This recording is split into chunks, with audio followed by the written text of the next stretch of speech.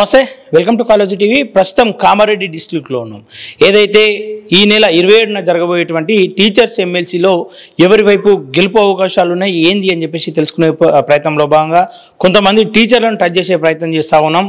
ప్రస్తుతం మనతో పాటు కామారెడ్డిలో సీనియర్ ఉపాధ్యాయులు మనతో పాటు ఉన్నారు. ఒకసారి మాట్లాడే ప్రయత్నం చేస్తాం. సార్ నమస్తే.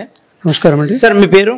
రాఘవరెడ్డి. రాఘవరెడ్డి సార్ చెప్పండి, టీచర్స్ ఎన్నికలు ఉన్నాయి, ఇప్పుడు ఎమ్మెల్సీ ఎన్నికలు ఎట్లా ఉండబోతోంది? ఇక్కడ దాదాపు 2 పేర్లు బలంగా వినిపిస్తున్నాయి. మహేందర్ రెడ్డి కావచ్చు, అటు చూస్తే మల్కా కొమరయ్య, ఇద్దరు పేర్లు బలంగా వినిపిస్తూ ఉన్నాయి. ఇద్దరిలో ఎవరికి అవకాశాలు ఉన్నాయి సార్? గతంలో ఉన్నటువంటి ఎమ్మెల్సీ ఎన్నికలకి ఇప్పుడు జరుగుతున్నటువంటి ఎమ్మెల్సీ ఎన్నికలకి ప్రత్యక్షమైనటువంటి విభేదమైనటువంటి కనిపిస్తుంది. గతంలో జరిగినటువంటి ఎలక్షన్లు అనేటువంటి ఏవైతే ఉన్నాయో అవి కేవలం భావజాలాన్ని ఆధారంగా చేయడం జరిగింది. కానీ ఇప్పుడు జరుగుతున్నటువంటి ఎలక్షన్స్ ఏవైతే ఉన్నాయో జాతీయ భావాన్ని ప్రేరేపించేటువంటి క్రమంలో ఈరోజు ఎలక్షన్లు జరుగుతూ ఉన్నాయి. గతంలో జరిగినటువంటి ఎలక్షన్స్ అన్నీ కూడా కేవలం ఒక సంఘం ఆధారంగా మాత్రం నిర్మాణం చేయడం జరిగింది. ఎలక్షన్స్ కూడా ఆ విధంగానే జరిగినాయి. కానీ ఇప్పుడు సంఘంతో పాటు సమాజ హితం కోరేటటువంటి జాతీయ భావాన్ని ప్రేరేపించేటువంటి స్థితిలో ఉపాధ్యాయులు ఆలోచిస్తున్నారు. ఆ దిశలో ఈ జరుగుతున్నటువంటి ఎలక్షన్లో రిజల్ట్ వస్తుందని చెప్పేసి మేము అనుకుంటున్నాం. ఓకే, అంటే ఆ దిశగా మీరు అనుకున్న విధంగా టీచర్ల పక్షాన కావచ్చు, టీచర్ల సమస్యల పైన కావచ్చు, చట్టసభలో వినిపించే గొంతు ఎవరిది ఉండబోతా ఉందని చెప్పేసి మీరు భావిస్తూ ఉన్నారు?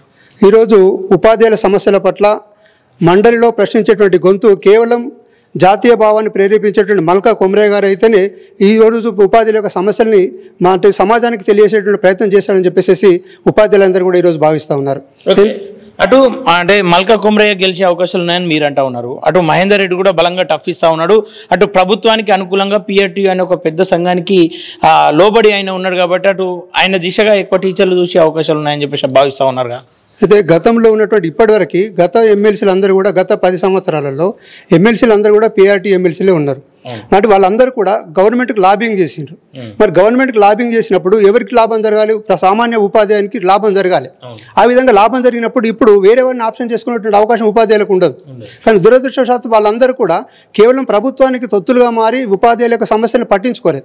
కేవలం ఉపాధ్యాయులు అంటే వాళ్ళ నాయకుల యొక్క స్వలాభం కోసం మాత్రమే సంఘంలో పనిచేసిండు. వాళ్ళు ఆ ఎమ్మెల్సీలుగా పనిచేసిండు. వాళ్ళ యొక్క స్వలాభం కొరకు వాళ్ళు పనిచేసుకున్నారు.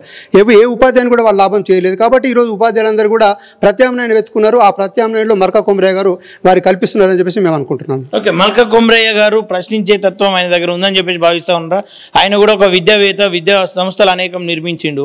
అంటే చిన్న స్థాయి నుండి ఎదిగినప్పటికీ కూడా విద్యా సంస్థలతో ఇప్పుడు అయితే మంచి వెల్ సెటిల్గా ఉండి ఆయన పేద ఉపాధ్యాయుని బాధలు అయినా తెలుసుంటాయి అంటారా? తప్పకుండా అండి. ఇప్పుడు గతంలో ఉపాధ్యాయులు అంటే గతంలో ఉన్నటువంటి ఎమ్మెల్సీలు ఎవరైతే ఉన్నారో వాళ్ళు సమాజంలో వాళ్ళు పనిచేస్తున్నటువంటి వ్యవస్థలో ఉపాధ్యాయుడిగా ఉన్నప్పుడు కూడా ఎమ్మెల్సీ వచ్చిన తర్వాత లేదా ఒక నాయకుడు అయిన తర్వాత వాళ్ళకి ఆన్ డ్యూటీ ఇవ్వడం జరుగుతుంది. ఆ ఇచ్చినటువంటి ఆన్ డ్యూటీని ఉపాధ్యాయుల సమస్యల కొరకు కాకుండా వ్యక్తిగత లాభాల కొరకు మాత్రమే వాళ్ళు పనిచేసుకున్నారు.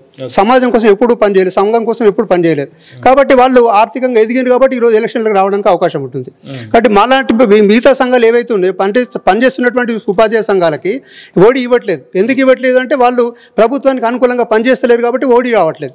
కాబట్టి ఈ విధంగా ప్రభుత్వం నిర్లక్ష్యం అంటే కొన్ని సంఘాలని మభ్యపెట్టడం కోసం పనిచేస్తుంది. కాబట్టి ఆ సంఘాల యొక్క సమాజాన్ని ప్రేరేపించేటువంటి స్థితిలో ప్రభుత్వం వాళ్ళకి ప్రయత్నం చేయడం లేదు. కాబట్టి సమాజంలో ఉపాధ్యాయుల యొక్క సమస్యల పట్ల సాధించడం కోసం వాళ్ళకి ఆన్ డ్యూటీ ఇచ్చేటువంటి సందర్భం లేని సందర్భంలో కేవలం వాళ్ళ యొక్క మా యొక్క సంఘాలు ఏవైతే మిగతా సంఘాలన్నీ కూడా వాళ్ళ యొక్క డ్యూటీలను వదులుకుంటే సండే ఆదివారాలు మాత్రమే సంఘం కోసం పనిచేస్తూ మన సంఘ నిర్మాణం కోసం పనిచేయడం జరుగుతుంది. ఓడి లేకుండా కూడా విద్యార్థుల యొక్క శ్రేయస్సు కోసం అదేవిధంగా సమాజ శ్రేయస్సు కోసం జాతీయ భావాన్ని పెంపొందించేటువంటి దిశలో ఈ సంఘం పనిచేస్తుంది. వారికి ఈ మల్కా కొమరయ్య గారు మద్దతు ఇస్తున్నారు. కాబట్టి వారి ద్వారా జాతీయ భావాన్ని సమాజంలో అదేవిధంగా విద్యా వ్యవస్థలో పరిపూర్ణంగా పటిష్టవంతంగా చేయగలిగినటువంటి అవకాశం ఉంటుందని చెప్పేసి మేము భావిస్తా ఉన్నాం. ఓకే సార్, ఒక ఉపాధ్యాయునిగా ముఖ్యంగా ఇప్పుడు కీలకంగా ఉన్న సమస్యలు ఏంది?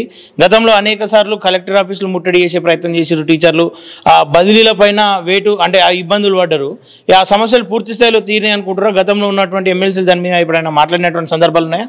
గతంలో ఉన్నటువంటి ఎమ్మెల్సీలు ఎవరు కూడా ప్రజలు అంటే టీచర్లకి మభ్యపెట్టి ఏమని అంటే గవర్నమెంట్ దగ్గర డబ్బులు లేవు, మనం ప్రయత్నం చేస్తున్నాం ఇట్లా 10 సంవత్సరాలు గడిచిపోయింది. ఒక పిఆర్సీ ఇప్పటివరకు 2 సంవత్సరాల పిఆర్సీ కూడా గడిచిపోయింది.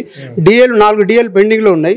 అదేవిధంగా రావాల్సినటువంటి ఉపాధ్యాయునికి రావాల్సినటువంటి పెండింగ్ బిల్స్ ఏవైతే అంటే ఐఆర్ కానీ తర్వాత పే బిల్స్ కానీ మనం చేసినటువంటి మెడికల్ బిల్స్ ఏవైతే ఉన్నాయో లక్షల రూపాయలు డ్యూ ఉన్నాయి. అదేవిధంగా ఉపాధ్యాయుడు రిటైర్ అయితే రిటైర్ అయిన ఉపాధ్యాయుడికి ఇప్పటివరకు 2 సంవత్సరాలు అయింది రిటైర్ అయ్యి కూడా ఆయనకి బుడ్డ పైసా కూడా ఇప్పటివరకు గవర్నమెంట్ నుంచి రావాల్సిన లాభం ఆయన పెట్టుకున్నటువంటి లాభం కూడా డబ్బులు కూడా ఆయనకి వాపసు రానటువంటి పరిస్థితి ఉంది. అంటే ఒక ఉపాధ్యాయుడు రిటైర్ అయిన తర్వాత బిడ్డ పెళ్ళో లేకపోతే ఇల్లు కట్టుకునేటువంటి ఆలోచన ఉంటుంది. బిడ్డ పెళ్లికి కూడా డబ్బులు రాలేకపోతే ఆయన జీవితాంతం పనిచేసినటువంటి ఉపాధ్యాయుడు ఆయన దేనికి అప్పులు రిటైర్ అయిన తర్వాత కూడా అప్పులు చేసుకోవాల్సిన పరిస్థితి ఏర్పడుతుంది.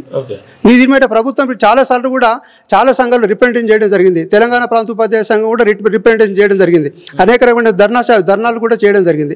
దాని ఆధారంగానే కొన్ని రిప్రజెంటేషన్స్ ఆధారంగా తప్పనిసరి పరిస్థితుల్లో మనకు అంతకుముందు భాజపా నుండి బండి సంజయ్ గారు 317 జీవో పైన వాళ్ళు పోరాటం చేయడం జరిగింది. అంటే వాళ్ళు ఎందువరకు ఉపాధ్యాయులు నిజమైనటువంటి సమస్య కాబట్టి ఒక సంఘం ఒక జాతీయ పార్టీ అయినటువంటి భారతీయ జనతా పార్టీ ముందుకొచ్చి మాకు మద్దతు ఇవ్వడం జరిగింది ఉపాధ్యాయులకి. ఈ విధంగా అంటే ఉపాధ్యాయులకి జాతీయ భావాన్ని కలిగినటువంటి ఒక సంఘంగా ఆ విధంగా పనిచేస్తుంది కాబట్టి మల్కాయ్ కొమరయ్య గారిని ఉపాధ్యాయులందరూ కూడా ఆదరిస్తున్నారు. ఖచ్చితంగా ఘన విజయం సాధిస్తారని చెప్పేసి ఈ సందర్భంగా మీతో తెలియజేస్తాము. వీటన్నిటిపైన మల్కాయ్ కొమరయ్య ఫైట్ చేసే ఆలోచనలో ఆయన ఉన్నట్టు మీకు అనిపిస్తా ఉందా? ఒకటి ఏంటంటే వ్యక్తి ఎప్పుడు కూడా ఇండివిజువల్గా ఉంటాడండి. వ్యవస్థ నిర్మాణం అయ్యేటువంటిది ఇప్పుడు ఆయన నిన్నటువంటి పార్టీ ఏదైతే ఉందో భారతీయ జనతా పార్టీ ఏదైతే ఉందో అది సమాజం కోసం పనిచేస్తున్నటువంటి ఉపాధ్యాయులంతా నమ్ముతున్నారని చెప్పేసి అనుకుంటున్నారు. కాబట్టి ఇక్కడ వ్యక్తి యొక్క ఆధారంగా పని నడవదు.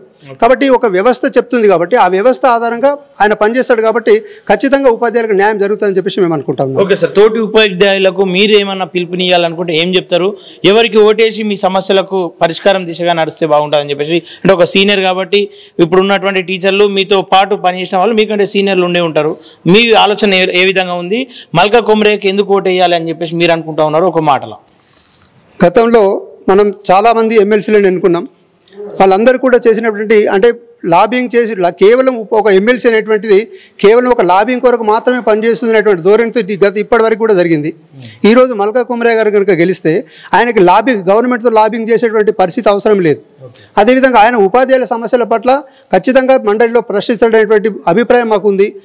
ఆయన కూడా ఒక మంచి విద్యావేత్త కాబట్టి ఉపాధ్యాయుల సమస్యలను ఆయన గుర్తించి సమాజానికి ప్రభుత్వానికి తెలియజేసేటువంటి దాంట్లో ఆయన ముందుంటాడేటువంటి మన సంఘం భావిస్తూ ఉన్నది. Okay sir, thank you. ధన్యవాదాలు.